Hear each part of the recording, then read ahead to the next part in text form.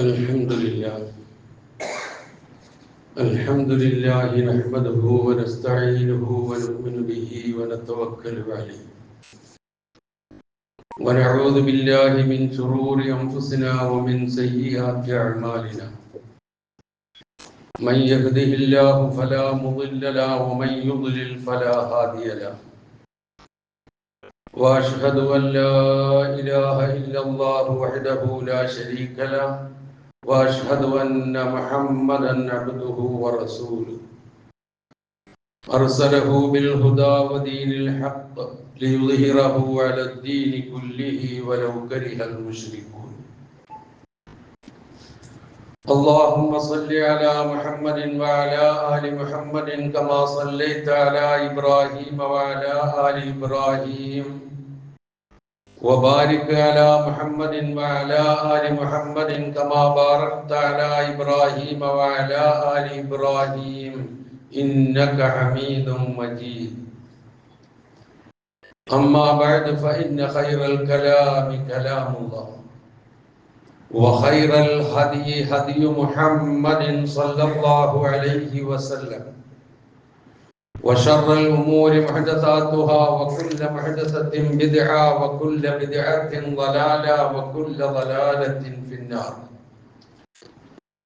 يا أيها الذين آمنوا اتقوا الله حق تقاته ولا تموتن إلا وأنتم مسلمون يا أيها الناس اتقوا ربكم الذي خلقكم من نفس واحدة وخلق منها زوجها وبث منهما رجالا كثيرا ونساء واتقوا الله الذي تساءلون به والأرحام إن الله كان عليكم رقيبا يا أيها الذين آمنوا اتقوا الله وقولوا قولا سديدا يصلح لكم أعمالكم ويغفر لكم ذنوبكم ومن يطع الله ورسوله فقد فاز فوزا عظيما أعوذ بالله من الشيطان الرجيم بسم الله الرحمن الرحيم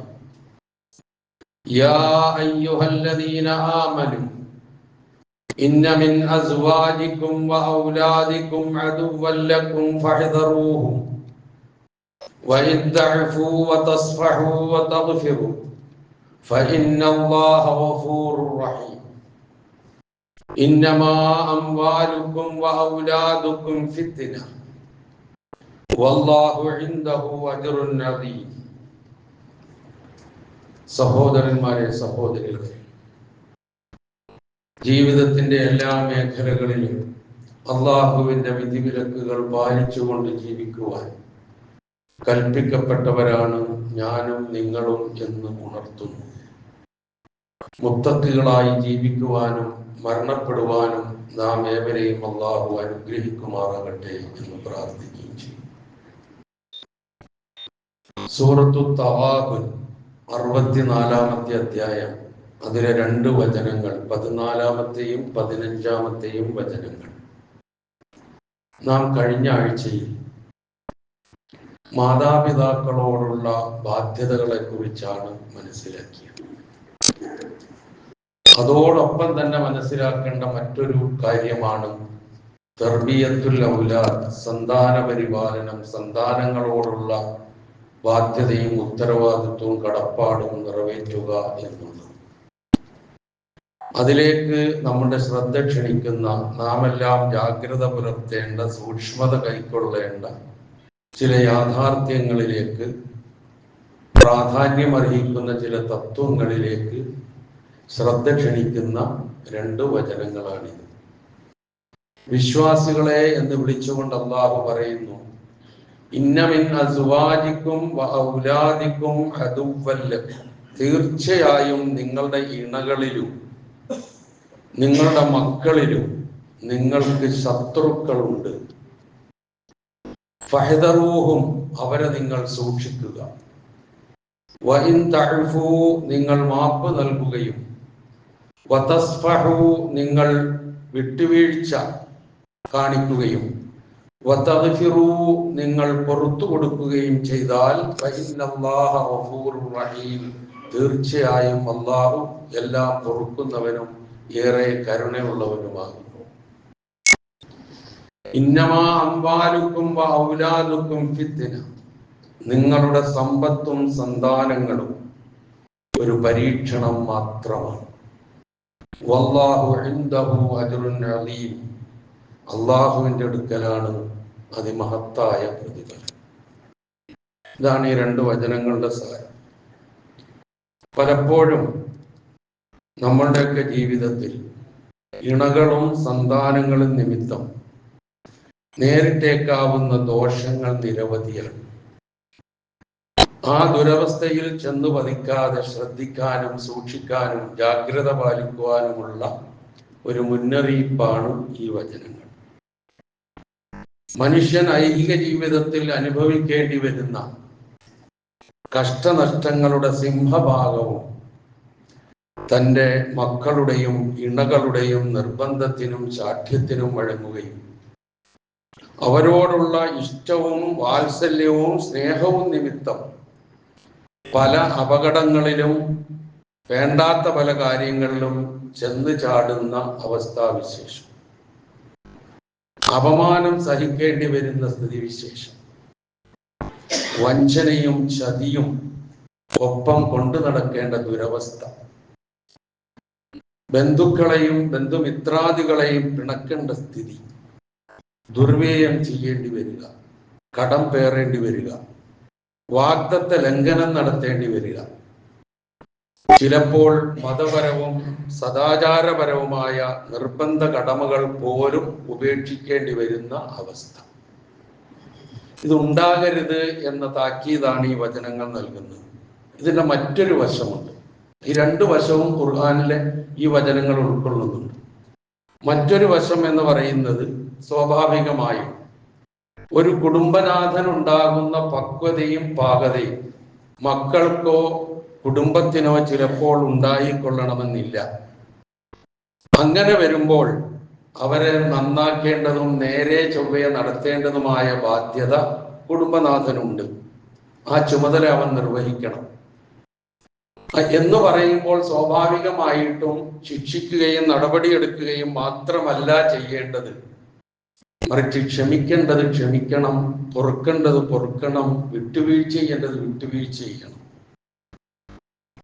ചുരുക്കത്തിൽ ഹലാലും ഹറാമും നോക്കാതെ കുടുംബത്തിന്റെയും മക്കളുടെയും ഇഷ്ടത്തിന് തുള്ളുന്നതും വേണ്ടതിനും വേണ്ടാത്തതിനും അവരെ ശാസിക്കുന്നതും ബുദ്ധിമുട്ടിക്കുന്നതും ഉപദ്രവിക്കുന്നതും രണ്ടും ശരിയല്ല. ഇതാണ് ഈ വചനങ്ങളുടെ വളരെ ചുരുങ്ങിയ സാരം. ഇത് രണ്ടു വശവും ഈ വചനങ്ങൾ ഉൾക്കൊണ്ടിട്ടുണ്ടെന്ന് മനസ്സിലാക്കുക. അവിടെ നാം മനസ്സിലാക്കേണ്ടത് നമ്മളുടെ സമ്പത്തും മക്കളും കുടുംബവും ഒക്കെ ഇഹപര നന്മകൾക്ക് എത്രമാത്രം കാരണമായി തീരുന്നുവോ അതുപോലെ ദൂഷ്യങ്ങൾക്കും കോട്ടങ്ങൾക്കും തിന്മകൾക്കും കാരണമായി തീരും. അതാണ് പല വചനങ്ങളിലൂടെയും അല്ലാഹു സുബ്ഹാനഹു വ തആല ഓർമ്മിപ്പിക്കുന്നത്. ഈ സൂറത്തു തഹാബുനിലെ ഇപ്പൊ ഞാൻ ഓതി വെച്ച 15-ാമത്തെ വചനമില്ലേ, ഇന്നമാ അംവാലുക്കും വഔലാദുക്കും ഫിത്ന വല്ലാഹു ഇൻദഹു അജ്റുൻ അലീം. ഇതേ ആശയം സൂറത്തു അൻഫാലിലെ 28-ാമത്തെ വചനത്തിൽ കാണാം. അവിടെ പറയുന്നത് വഅലമൂ അന്നമാ അംവാലുക്കും വഔലാദുക്കും ഫിത്ന, നിങ്ങൾ അറിയണം നിങ്ങളുടെ സമ്പത്തും നിങ്ങളുടെ സന്താനങ്ങളും ഒരു പരീക്ഷണം മാത്രമാണ്. വഅന്നല്ലാഹ ഇൻദഹു അജ്റുൻ അലീം, അള്ളാഹുവിന്റെ അടുക്കൽ മഹത്തായ പ്രതിഫലമുണ്ട്. നമുക്കൊക്കെ ഏറെ പരിചിതമായ സൂറത്തുൽ മുനാഫിഖൂനിലെ 9-ാമത്തെ വചനം എന്താണ്? യാ അയ്യുഹല്ലദീന ആമനു ലാ തുൽഹിക്കും അംവാലുക്കും വലാ ഔലാദുക്കും അൻ ദിക്രില്ലാഹ് വമൻ യഫ്അൽ ദാലിക ഫഉലൈക ഹുമുൽ ഖാസിറൂൻ. വിശ്വാസികളെ, അള്ളാഹുവിനെ കുറിച്ചുള്ള ഓർമ്മയിൽ നിന്ന് നിങ്ങളുടെ മക്കളും നിങ്ങളുടെ സന്താനങ്ങളും നിങ്ങളുടെ ശ്രദ്ധ തിരിക്കുന്ന അവസ്ഥ നിങ്ങൾ സൂക്ഷിക്കണം എന്നാണ് ഖുർആൻ ഓർമ്മിപ്പിക്കുന്നത്. ഇതൊന്നും വേണ്ട എന്നല്ല പറയുന്നതിന്റെ അർത്ഥം. ഇതൊക്കെ അള്ളാഹുവിന്റെ അനുഗ്രഹങ്ങളാണ്.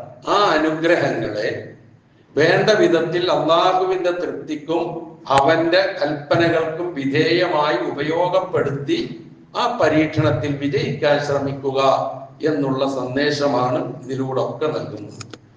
അതോടൊപ്പം തന്നെ മനുഷ്യന് ഭൗതിക ജീവിതത്തിൽ ചില കാര്യങ്ങളോട് പ്രത്യേക ഇഷ്ടവും താല്പര്യവും പ്രേമവും ഒക്കെ നമുക്ക് തോന്നാറുണ്ട്. അതിനെ ഒന്നും നിരാകരിക്കുന്നില്ല, മറിച്ച് അതിന്മേലായി പോകരുത് എന്നുണർത്തുകയാണ് ചെയ്യുന്നത്. സൂറത്തു ആല ഇമ്രാനിലെ 14-ാമത്തെ വചനം, زين للناس حب الشهوات من النساء والبنين والقناطير المقنطرة من الذهب والفضة والخيل المسومة والأنعام والحرث ذلك متاع الحياة الدنيا والله عنده حسن المآب. ഇത് നിരാകരിക്കുകയല്ല, മറിച്ച് ശ്രദ്ധിക്കണം എന്നുണർത്തുകയാണ്. എന്താണ് ആ പറഞ്ഞത്? മനുഷ്യർക്ക് അള്ളാഹു അവൻ ഇഷ്ടമുള്ള കാര്യങ്ങളോടുള്ള പ്രേമം ഭംഗിയാക്കി കാണിക്കപ്പെട്ടിരിക്കുന്നു. അതെന്തൊക്കെയാണ്? മിനൻ നിസാ, സ്ത്രീകൾ എന്ന് പൊതുവേയും ഭാര്യമാർ എന്ന് പ്രത്യേകിച്ചും അതിനർത്ഥം പറയാറുണ്ട്. പിന്നെ മക്കള്, സ്വർണത്തിന്റെയും വെള്ളിയുടെയും കൂമ്പാരങ്ങള്, അതുപോലെ തന്നെ മുന്തിയതരം കുതിരകള്, നാൽക്കാലികള്, കൃഷിയിടങ്ങള്, ഇതൊക്കെ മനുഷ്യന് ഇഷ്ടമുള്ള കാര്യങ്ങളാണ്. അതിനോടൊക്കെ ഇഷ്ടമുണ്ട്, താല്പര്യമുണ്ട്. ആ ഇഷ്ടത്തെയും താല്പര്യത്തെയും നിരാകരിക്കാതെ അല്ലാഹു പറഞ്ഞത് നോക്ക്, ദാലിക മത്താഉൽ ഹയാത്തി ദുനിയ. അതൊക്കെ ഐഹിക ജീവിതത്തിലെ അനുഭവങ്ങളാണ്, വിഭവങ്ങളാണ്. വല്ലാഹു ഇൻദഹു ഹുസ്നുൽ മആബ്. അള്ളാഹുവിന്റെ അടുക്കലേക്കാണ് ഏറ്റവും നല്ല മടക്കം ഉണ്ടാവുക. അതിനാണ് മുൻഗണന നൽകേണ്ടത് എന്ന് സൂചിപ്പിക്കുന്നു. മറ്റൊരു ശ്രദ്ധേയമായ കാര്യം അല്ലാഹു സുബ്ഹാനഹു വ തആല എടുത്തു പറയുന്നത് സൂറത്തു സബയിലെ 37-ാമത്തെ വചനമാണ്. വമാ അംവാലുക്കും വലാ ഔലാദുക്കും ബില്ലതി തുഖർരിബുക്കും ഇൻദനാ സുൽഫ ഇല്ലാ മൻ ആമന വഅമില സാലിഹൻ ഫഉലൈക ലഹും ജസാഉൽ ളഇഫി ബിമാ അമിലു വഹും ഫിൽ ഖുർഫാതി ആമിനൂൻ. അതാണ് അള്ളാഹു സൂചിപ്പിക്കുന്നത്. എന്ന് പറഞ്ഞാല് വമാ അംവാലുക്കും വലാ ഔലാദുക്കും ബില്ലതി തുഖർരിബുക്കും ഇൻദനാ സുൽഫ. നിങ്ങളുടെ സമ്പത്തും നിങ്ങളുടെ സന്താനങ്ങളും നമ്മളിലേക്ക് നിങ്ങളെ കൂടുതൽ അടുപ്പിക്കാനുള്ളതല്ല, അടുപ്പിക്കുന്നതല്ല. ഇല്ലാ മൻ ആമന വഅമില സാലിഹൻ, വിശ്വസിക്കുകയും സൽക്കർമ്മം ചെയ്യുന്നവരും ഒഴികെ. ഫഉലൈക ലഹും ജസാഉൽ ളഇഫി ബിമാ അമിലു, അവർ പ്രവർത്തിച്ചതിന്റെ ഇരട്ടി പ്രതിഫലം അവർക്ക് കിട്ടുന്ന. ആ ഇരട്ടി വരുന്നത് എങ്ങനെയാ? ഒന്ന്, ഞാൻ പ്രവർത്തിക്കുന്നു, മറ്റൊന്ന് എന്റെ സമ്പത്തും എന്റെ സന്താനങ്ങളും അള്ളാഹുവിന്റെ തൃപ്തിക്കനുസരിച്ചായി മാറുന്നു. അപ്പൊ ഇരട്ടി പ്രതിഫലം. അവിടെയും അള്ളാഹു ഇതിനെ ഒന്നും വേണ്ടെന്ന് വെക്കാനല്ല പറഞ്ഞത്. എന്നിട്ട് പറഞ്ഞു, ആ പ്രവൃത്തി ചെയ്തവർ സ്വർഗത്തിലെ ഉന്നതമായ പദവികളിൽ നിർഭയരായി കഴിച്ചു കൂട്ടുന്നവരാണ് എന്ന് പറഞ്ഞാണ് ആ വചനം അവസാനിപ്പിക്കുന്നത്. അതുപോലെ മക്കളും സമ്പത്തും കുറെ ഉണ്ടായി എന്നുള്ളതല്ല സൗഭാഗ്യത്തിന്റെ മാനദണ്ഡം, മറിച്ച് അത് ഉപയോഗപ്പെടുത്തുന്നതിലാണ് അതിൻ്റെ ജയപരാജയങ്ങൾ കുടികൊള്ളുന്നത് എന്ന് മനസ്സിലാക്കുക. സന്താനങ്ങൾ എന്നല്ല, എന്തും അള്ളാഹു ആണ് നൽകുന്നത്. മനുഷ്യൻ വേണ്ടെന്ന് വെക്കുന്നതും അവൻ തന്നെയാണ്. അവിടെയാണ് നമ്മൾ അള്ളാഹുവിനോടുള്ള ബാധ്യത വർദ്ധിക്കുന്നത്. നമ്മളൊന്ന് ആലോചിച്ച് നോക്കുക. സൂറത്ത് ഷൂറയിലെ 49-50 വചനങ്ങൾ. സൂറത്ത് ഷൂറയിൽ ലില്ലാഹി മുൽക്കുസ് സമാവാതി വൽ അർദ്, ആകാശങ്ങളുടെയും ഭൂമിയുടെയും ആധിപത്യം അള്ളാഹുവിൻ്റെതാണ്, അള്ളാഹുവിനുള്ളതാണ്. എന്നിട്ട് പറയുന്നു യഖ്ലുഖു മാ യശാ, എന്താണോ അവൻ ഉദ്ദേശിക്കുന്നത് അതവൻ സൃഷ്ടിക്കുന്നു. യഹബു ലിമൻ യശാഉ ഇനാസൻ, അല്ലാഹു സുബ്ഹാനഹു വ തആല ഉദ്ദേശിക്കുന്നവർക്ക് പെൺകുട്ടികളെ, പെൺമക്കളെ ദാനമായി നൽകുന്നു. വഹബ യഹബു എന്ന പ്രയോഗം മക്കളുമായി ബന്ധപ്പെടുത്തി എന്നല്ല, ഏതുമായി ബന്ധപ്പെടുത്തി എവിടെ പറഞ്ഞാലും അതിന്റെ അർത്ഥം ദാനം നൽകുക എന്നാണ്. അല്ലാതെ നൽകുക എന്നുള്ള അർത്ഥം അല്ല അതിന് വരുന്നത്. ഓശാരമായി നൽകുക എന്നാണ് പഴയ വാക്ക് അതിന് പറയുക. ആ നിലയിലാണ്, അങ്ങനെ എന്തും നൽകുന്നവൻ എന്നുള്ള നിലയിലാണ് അള്ളാഹു വഹാബാണ് എന്ന് പറയുന്നത്. യഹബു ലിമൻ യശാഉ ലിമൻ യശാഉ ഇനാസൻ വയഹബു ലിമൻ യശാഉ ദുക്കൂർ. അവൻ ഉദ്ദേശിക്കുന്നവർക്ക് അവൻ ആൺമക്കളെ നൽകും. ഔ യുസവ്വിജുഹും ദുക്റാനൻ വ ഇനാസൻ, അല്ലെങ്കിൽ ആൺകുട്ടികളെയും പെൺകുട്ടികളെയും അവർക്ക് അവൻ ഇടകലർത്തി നൽകും. ഇതൊക്കെ ജീവിതത്തിൽ നമ്മൾ അനുഭവിക്കുന്നവരാണ്. എന്നിട്ട് പറയുന്ന ഒരു വാചകമുണ്ട്, വയജഅലു മൻ യശാഉ അഖീമ. അവൻ ഉദ്ദേശിക്കുന്നവരെ അവൻ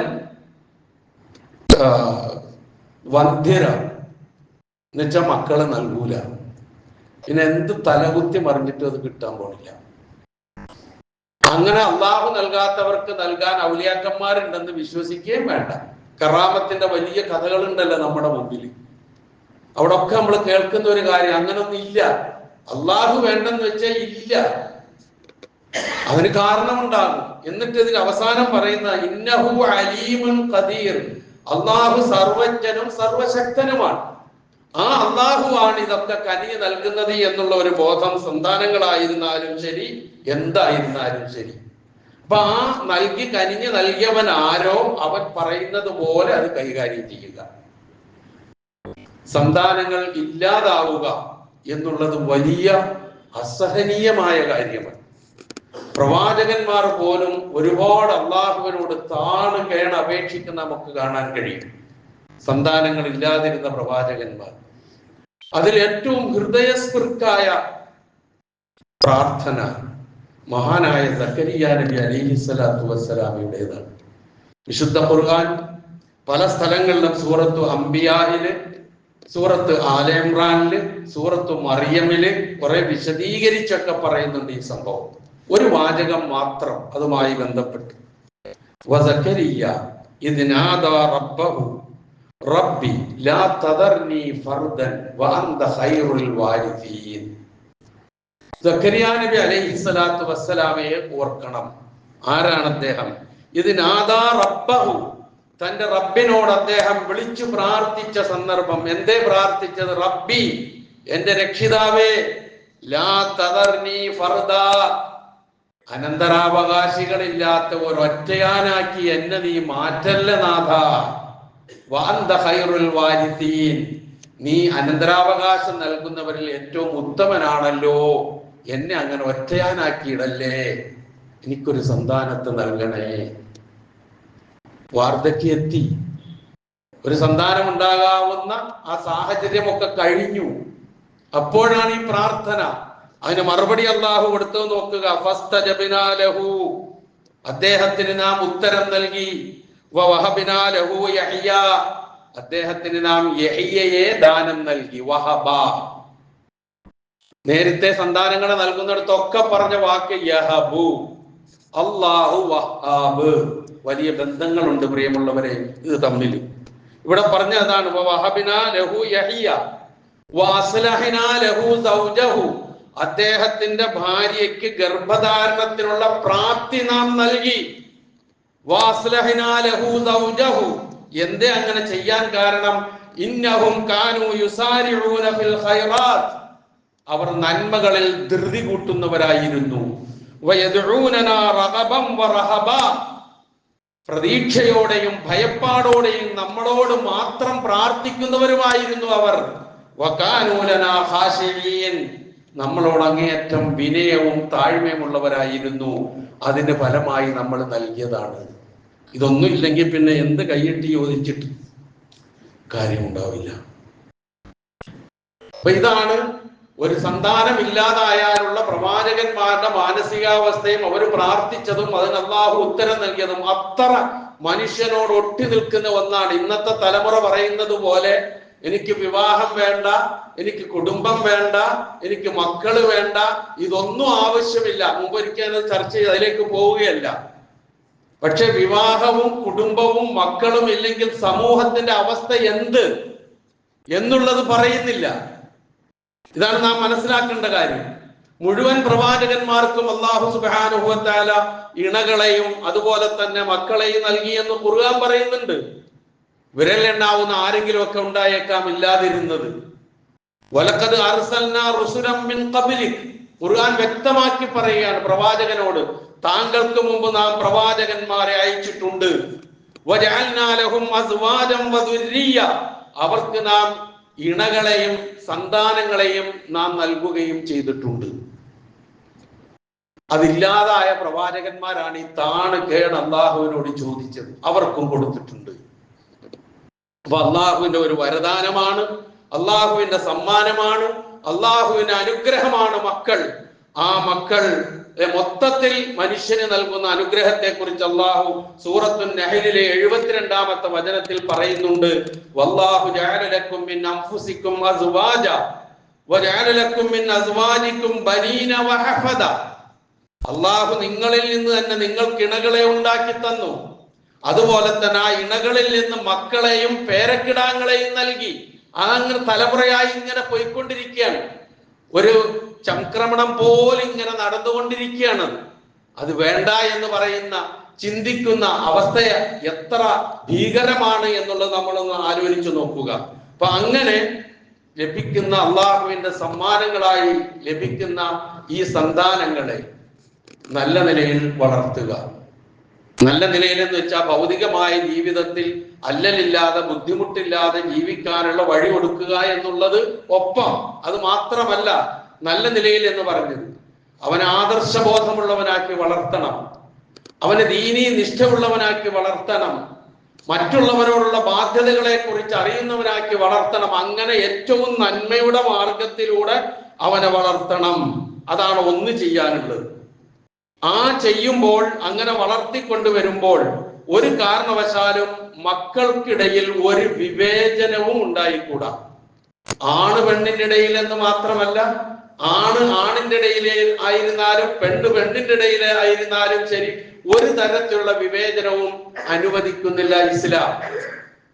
മഹാനായ നുഅ്മാൻ ഇബ്നു ബശീർ എന്ന് പറയുന്ന സഹാബി പറയുകയാണ്, ഒരിക്കൽ എന്റെ പിതാവ് എന്നെയും ചുമന്നുകൊണ്ട് റസൂൽ സല്ലല്ലാഹു അലൈഹി വസല്ലമയുടെ അടുക്കൽ ചെന്നു. എന്നിട്ട് പറഞ്ഞു, അള്ളാഹുവിന്റെ റസൂലെ, ഉഷ്ഹിദു, ഞാൻ സാക്ഷ്യം വഹിക്കുന്നു. എന്തിന്? അന്നീ ഖദ് നഹൽതു നുഅ്മാന മിൻ മാലി കദാ വ കദാ, എന്റെ ഈ നുഅ്മാൻ എന്ന് പറയുന്ന മകന് എന്റെ സമ്പത്തിൽ നിന്ന് ഇന്നതൊക്കെ ഞാൻ സമ്മാനമായി നൽകിയിരിക്കുന്നു എന്നതിന് ഞാൻ സാക്ഷ്യം വഹിക്കുന്നു എന്ന് പറഞ്ഞു. വളരെ സന്തോഷത്തോടു കൂടിയാണ് ആ പറയുന്നത്. ഇത് കേട്ട പ്രവാചക തിരുമേനി സല്ലല്ലാഹു അലൈഹി വസല്ലമ ചോദിച്ചു, അകുല്ല വലദിൻ നഹൽത, നിന്റെ മറ്റു മക്കൾക്ക് ഇത് കൊടുത്തോ? അപ്പൊ അദ്ദേഹം പറഞ്ഞു, ഇല്ല. അപ്പൊ പ്രവാചകന്റെ മറു ചോദ്യം, അമാ യസുറുക അൻ യകൂനു ലക ഫിൽ ബിർരി സവാ, ഇവരെല്ലാരും നിന്നോട് കാണിക്കേണ്ട നന്മയുടെ കാര്യത്തിൽ തുല്യരായിരിക്കണമെന്ന് നീ ആഗ്രഹിക്കുന്നുണ്ടോ? അപ്പൊ അദ്ദേഹം പറഞ്ഞു, ബല, പിന്നെ ആഗ്രഹിക്കാൻ, എല്ലാവരും ഒരേപോലെയല്ലേ എന്നോട് നന്മ ചെയ്യേണ്ടത്. അപ്പൊ നബി സല്ലല്ലാഹു അലൈഹി വസല്ലം പറഞ്ഞു, ഫലാ ഇവൻ, അപ്പൊ പിന്നെ ഇവന് മാത്രം കൊടുത്തത് ശരിയാണോ എന്ന് പറയുക മാത്രമല്ല, വേറെ ഹദീസുകൾ കാണാം, മടക്കി വാങ്ങി നീ അത് എല്ലാവർക്കും കൊടുത്തിട്ട് ഇതുപോലെ അവനും കൊടുക്കുന്നു. ഇതാണ് ഇസ്ലാമിന്റെ കാഴ്ചപ്പാട്. വിവേചനം മാതാപിതാക്കൾ കാണിക്കുന്നു എന്ന് മനസ്സിലാകല് മാത്രമല്ല, ആ തോന്നല് പോലും അപകടകരമാണ്, പ്രത്യാഘാതങ്ങൾ ഉണ്ടാകും. അതിന്റെ ഏറ്റവും വലിയ ഉദാഹരണമാണ് മഹാനായ യൂസുഫ് നബി അലൈഹിസ്സലാത്തു വസ്സലാമയോട് മറ്റ് സഹോദരന്മാർക്ക് തോന്നിയ അസൂയ. ചരിത്രത്തിലേക്ക് ഞാൻ പോകുന്നില്ല. അപ്പൊ വിവേചനമില്ലാതെ, ആണെന്നോ പെണ്ണെന്നോ വ്യത്യാസമില്ലാതെ, നല്ല ഒരു ആൺകുട്ടിയെന്നോ മറ്റേത് മോശമെന്നോ ഒരു പരിഗണനയില്ലാതെ, വിവേചനമില്ലാതെ വളർത്തുക, ഈ മതബോധം നൽകുക, ഇതൊക്കെയാണ് നമുക്ക് ചെയ്യാനുള്ള കാര്യം. നബി സല്ലല്ലാഹു അലൈഹി വസല്ലം പറയുന്നുണ്ട്, മാ നഹല വാലിദുൻ വലദൻ മിൻ നഹലിൻ മിൻ അദബിൻ ഹസനിൻ, ഒരു പിതാവും ഒരു മക്കൾക്കും അമൂല്യമായ ഒരു സമ്മാനവും നൽകുന്നില്ല, നല്ല മര്യാദ പഠിപ്പിക്കുന്നതിനേക്കാൾ വലിയ സമ്മാനം ഒന്നും കൊടുക്കാനില്ല. ഏറ്റവും വലിയ സമ്മാനം മക്കൾക്ക് നൽകാനുള്ളത് അവരെ നല്ല മര്യാദ പഠിപ്പിക്കുക എന്നുള്ളത് തന്നെയാണ്. വേറൊരു വചനത്തിൽ പ്രവാചകൻ പറഞ്ഞു, അക്രിമൂ ഔലാദക്കും, നിങ്ങൾ നിങ്ങളുടെ മക്കൾക്ക് ആദരവും പരിഗണനയും നൽകണം. വാഹിസിനൂ അദബഹും, അവരുടെ മര്യാദ നിങ്ങൾ നന്നാക്കുകയും വേണം, നല്ല മര്യാദയുള്ളവരായി വളർത്തുകയും വേണം. ഇതൊക്കെ പ്രവാചകൻ പഠിപ്പിച്ചു തരുന്ന കാര്യമാണ്. മക്കളോടുള്ള ചുമതലയിൽ വീഴ്ച വരുത്തുന്നവർ ശരിക്ക് ചെയ്യുന്നത് സ്വന്തത്തോട് മാത്രമല്ല, ആ വീഴ്ച വരുത്തുന്നത് സമൂഹത്തോട് ഒന്നടങ്കാണ്. നമ്മൾ തിരിച്ചറിയേണ്ട ഒരു കാര്യമാണ്. കാരണം സമൂഹത്തിൽ ദുർനടപ്പ് ശീലമാക്കിയ തലമുറ വർദ്ധിച്ചു വന്നാൽ ദുർവൃത്തരുടെ ആധിക്യം വർദ്ധിക്കും. അതുപോലെ തന്നെ സമൂഹത്തിന്റെ ധാർമ്മികതയുടെ ഘടന തകർന്ന് തരിപ്പണമായി പോകും. ഒന്നോ രണ്ടോ കുടുംബങ്ങളിൽ നിന്ന് അങ്ങനെ ഇങ്ങനെ ഓരോന്നിങ്ങോട്ട് വന്നാൽ മതി, സമൂഹമാകെ പോകും. അപ്പം അവരെ ശ്രദ്ധിക്കുന്ന കാര്യത്തിൽ അവരോടുള്ള ചുമതലയിൽ മാതാപിതാക്കൾ വരുത്തുന്ന വീഴ്ച സമൂഹത്തോടും രാജ്യത്തോടും ചെയ്യുന്ന അതിക്രമമാണ് എന്ന് നമുക്ക് പറയേണ്ടി വരും, വിലയിരുത്തേണ്ടി വരും. ഇന്നത്തെ അവസ്ഥ അങ്ങനെയാണല്ലോ. കുത്തും കൊലയും കൊലപാതകങ്ങളും, കയ്യിൽ പേനയേന്തിക്കൊണ്ട് പോകേണ്ടവർ കയ്യിൽ കത്തിയുമായിട്ടാണ് സഞ്ചരിക്കുന്നത്. സ്വന്തം ഒപ്പം പഠിച്ചുകൊണ്ടിരിക്കുന്ന കുട്ടിയെ എല്ലാവരും കൂടി ഒരുമിച്ച് സഞ്ചരിക്കുന്ന വാഹനത്തിൽ മുന്നിലിരിക്കുന്നവനെ പിന്നിലിരിക്കുന്നവൻ, അതും വലിയ ഗ്ലാസ് ഒന്നുമല്ല, അത്ര വലിയ മുതിർന്ന ഗ്ലാസ് ഒന്നുമല്ല, കയ്യിൽ കരുതിയ കത്തിയെടുത്ത് കുത്തുക എന്ന് പറഞ്ഞാൽ എന്താണ് വളരുന്ന തലമുറയുടെ ഇന്നത്തെ അവസ്ഥ? അതൊക്കെ കഴിഞ്ഞു, അതൊക്കെ പിന്നിട്ടു. 14 വയസ്സുള്ള പെൺകുട്ടി ഗർഭം ധരിക്കുന്നു 14 വയസ്സുകാരനിൽ നിന്ന്. കാലം എങ്ങോട്ടാ പോണേ? ഇതൊക്കെ എന്തുകൊണ്ട് ആലോചിക്കേണ്ട കാര്യമാണ്. കുടുംബങ്ങൾ ആലോചിക്കേണ്ടതുണ്ട്, രക്ഷകർത്താക്കൾ ആലോചിക്കേണ്ടതുണ്ട്, സമൂഹം ആലോചിക്കേണ്ടതുണ്ട്, ഭരണാധികാരികൾ ആലോചിക്കേണ്ടതുണ്ട്. എന്നിട്ട് ഇതിനൊക്കെ പരിഹാരം കാണേണ്ട കാര്യങ്ങളാണ്. അപ്പൊ അത് മൊത്തത്തിൽ വലിയ ഗുരുതരമായ ഭവിഷ്യത്താണെന്ന് തിരിച്ചറിയാൻ വലിയ ബുദ്ധിമുട്ടൊന്നുമില്ല ഇന്നത്തെ കാലത്ത്. ഒരിക്കൽ മഹാനായ ഉമർ ഇബ്നുൽ ഖത്താബ് റളിയല്ലാഹു അൻഹുവിന്റെ അടുക്കൽ ഒരു പിതാവ് പരാതിയുമായി വന്നു. എന്താ പരാതി? അമീറുൽ മുഅ്മിനീൻ, എൻ്റെ മകൻ എന്നെ ഉപദ്രവിക്കുന്നു, കഷ്ടപ്പെടുത്തുന്നു. ഇതാണ് പരാതി. ഉമർ ഇബ്നുൽ ഖത്താബ് റളിയല്ലാഹു അൻഹു ആ മകനെ വിളിപ്പിച്ചിട്ട് ആ മകനോട് മാതാപിതാക്കളോടുള്ള കടമകൾ, അവരെ ഉപദ്രവിച്ചാലുള്ള ഭവിഷ്യത്തുകൾ, ഇതൊക്കെ അങ്ങോട്ട് പറഞ്ഞു കൊടുത്തു. ഇത് ഓരോന്നും അവൻ കേട്ടു കഴിഞ്ഞതിന് ശേഷം അവൻ ഉമർ ഇബ്നുൽ ഖത്താബ് റളിയല്ലാഹു അൻഹുവിനോട് ചോദിച്ചു, അമീറുൽ മുഅ്മിനീൻ, ഒരു പിതാവിന് ആ മക്കളോട് എന്തെങ്കിലുമൊക്കെ ബാധ്യതകൾ ഉണ്ടോ? ഉമർ ഇബ്നുൽ ഖത്താബ് റളിയല്ലാഹു അൻഹു പറഞ്ഞു, ഉണ്ടല്ലോ, ബാധ്യതകൾ ഉണ്ടല്ലോ. എന്തൊക്കെയാണ് എന്ന് ചോദിച്ചപ്പോൾ 2-3 കാര്യങ്ങൾ പറഞ്ഞു. ആ പറഞ്ഞ കാര്യങ്ങൾ ഒന്ന്, എന്തൊക്കെയ ഉമ്മഹു, അവന്റെ മാതാവിനെ സംസ്കാര സമ്പന്നനാക്കണം, ഇസ്മഹു, നല്ല പേര് ഇടണം, വയുഅല്ലിമുഹുൽ കിതാബ്, വേദഗ്രന്ഥം, ദൈവിക ഗ്രന്ഥം, അള്ളാഹുവിന്റെ ഗ്രന്ഥം അവനെ പഠിപ്പിക്കണം. 3 കാര്യങ്ങളാ പറഞ്ഞു. ഇത് കേട്ട ഉടനെ ഈ മകൻ പറഞ്ഞെന്താന്നറിയോ? എന്നാ കേട്ടോ, എന്റെ മാതാവ് അഗ്നി ആരാധകരുടെ കൂട്ടത്തിൽപ്പെട്ട, അവരുടെ അടിമകളായി ജീവിക്കുന്നവരുടെ കൂട്ടത്തിൽപ്പെട്ട ഒരു സ്ത്രീയാണ് എൻ്റെ മാതാവ്. അത് അങ്ങനെ തന്നെയാണ്. എനിക്ക് ഇട്ടിരിക്കുന്ന പേരെന്താണെന്നറിയോ? ജുഅല് എന്ന പേരാണ് എനിക്ക് ഇട്ടിരിക്കുന്നത്. ജുഅല് എന്ന് പറഞ്ഞാൽ മലയാള ഭാഷയിൽ കരിവണ്ട് എന്നാണ് അർത്ഥം.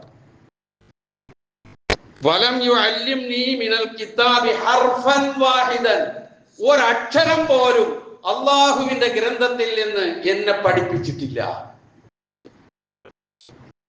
വാദി പ്രതിയായി. ഉമർ ഖത്താബ് റളിയല്ലാഹു അൻഹു വാപ്പാനോട് ചോദിച്ചു, നിന്റെ മകൻ നിന്നെ ഉപദ്രവിക്കുന്നു എന്ന് പറഞ്ഞിട്ട് നീ എൻ്റെ അടുക്കൽ വന്നു, ഇപ്പോൾ നീയാണ് അവൻ ഉപദ്രവിക്കുന്നതിന് മുമ്പ് അവനെ ഉപദ്രവിച്ചത്.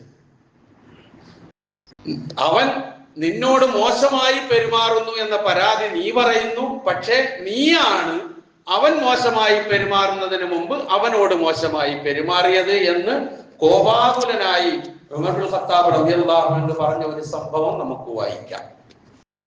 ഇതൊക്കെ നമ്മളെ ചിന്തിപ്പിക്കുന്ന ചില കാര്യങ്ങളുണ്ട്. നമ്മുടെ ഉത്തരവാദിത്വത്തെക്കുറിച്ച്, നമ്മുടെ ബാധ്യതയെക്കുറിച്ച്. മാതാപിതാക്കളോട് മക്കൾക്കുള്ള ബാധ്യത, അത് കുറ്റമറ്റ നിലയിൽ നമ്മൾ കഴിഞ്ഞ ആഴ്ച മനസ്സിലാക്കി. അതേപോലെ തന്നെ തിരിച്ചുമുണ്ട്.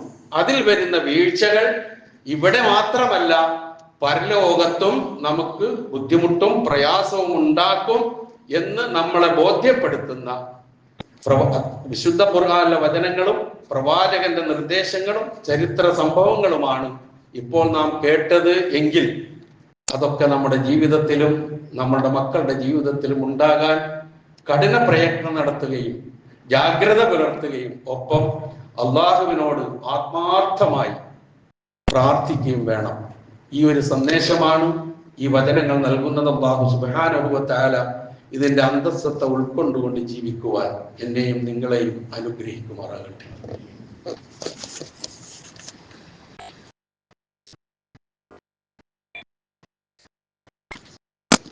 അൽഹംദുലില്ലാഹ് الذي هدانا لهذا وما كنا لنهتدي لولا أن هدانا الله والصلاة والسلام على أشرف الأنبياء والمرسلين وعلى آله وصحبه الفائزين برضا الله اتقوا الله عباد الله. ഒരിക്കൽ കൂടി അള്ളാഹുവിന്റെ ആജ്ഞാനുവർത്തികളായി ജീവിക്കുവാൻ ഞാൻ ഉണർത്തുന്നു. മഹാനായ പ്രവാചക തിരുമേനി സല്ലല്ലാഹു അലൈഹി വസല്ലമ പറഞ്ഞതായി അബൂ ഹുറൈറ റളിയല്ലാഹു അൻഹുവിൽ നിവേദനം ചെയ്യപ്പെടുന്ന ഒരു ഹദീസ് ഈ വിഷയവുമായി ബന്ധപ്പെട്ട് തന്നെ പരലോകത്തെ കുറിച്ച് നമ്മളെ ചിന്തിപ്പിക്കേണ്ട ഒരു വിഷയമാണ്. പ്രവാചകൻ പറയുന്നു, തീർച്ചയായും അല്ലാഹു ലയർഫഉ ദറജത ലിൽ അബ്ദി സ്സാലിഹി ഫിൽ ജന്ന, സ്വർഗത്തിൽ എത്തിച്ചേരുന്ന സൽവൃദ്ധനായ മനുഷ്യന്റെ പദവികൾ അല്ലാഹു ഇങ്ങനെ ഉയർത്തിക്കൊണ്ടിരിക്കും. ഓരോ നിമിഷവും അതിങ്ങനെ ഉയർന്നുകൊണ്ടിരിക്കണം, ഓരോ സന്ദർഭത്തിലും.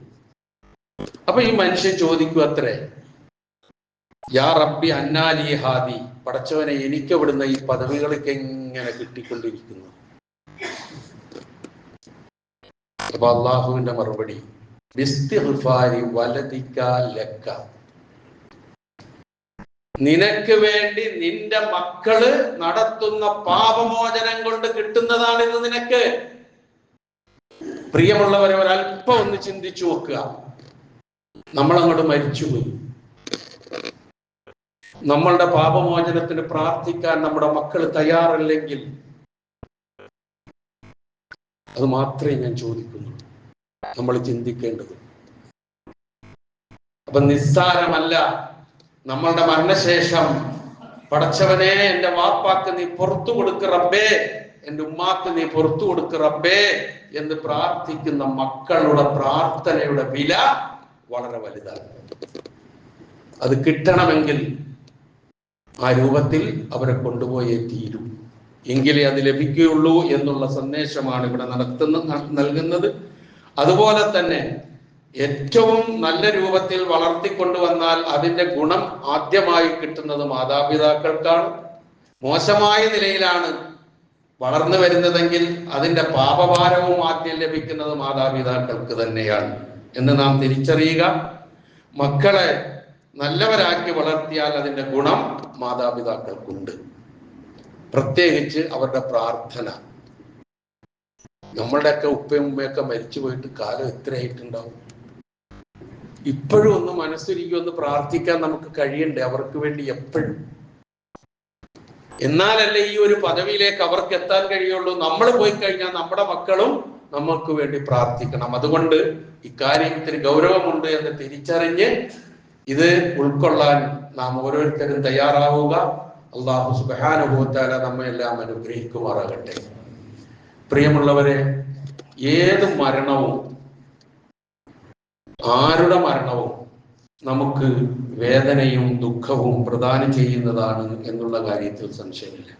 കഴിഞ്ഞ വെള്ളിയാഴ്ചക്കും ഈ വെള്ളിയാഴ്ചക്കും ഇടയിൽ നമ്മളെ അറിയുന്ന നമ്മളുമായി ബന്ധപ്പെട്ട പലരും മരണപ്പെട്ടു പോയിട്ടുണ്ട്. അല്ലാഹു സുബ്ഹാനഹു വ തആല അവർക്കൊക്കെ മഗ്ഫിറത്തും റഹ്മത്തും നൽകുമാറാകട്ടെ. അതിൽ പ്രധാനമായ ഒരു വ്യക്തിയെ ഞാൻ അനുസ്മരിക്കുകയാണ് ഈ സന്ദർഭത്തിൽ. അത്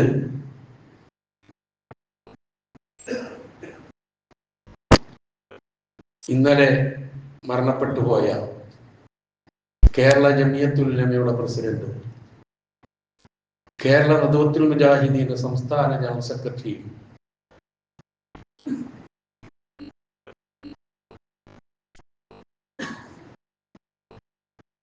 അതുപോലെ തന്നെ ഹിലാൽ കമ്മിറ്റിയുടെ ചെയർമാനും